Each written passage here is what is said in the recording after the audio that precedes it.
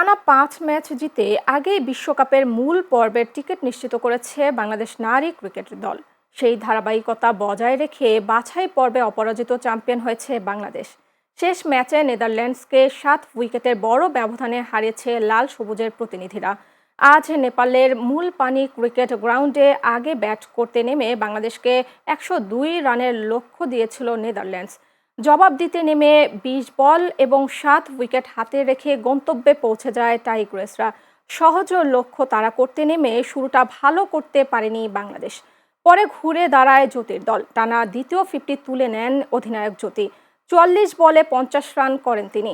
এই জয়ের ফলে টেবিলের শীর্ষে থেকে এবং একমাত্র অপরাজিত দল হিসেবে বাছাই পর্ব শেষ করল টাইগ্রেসরা।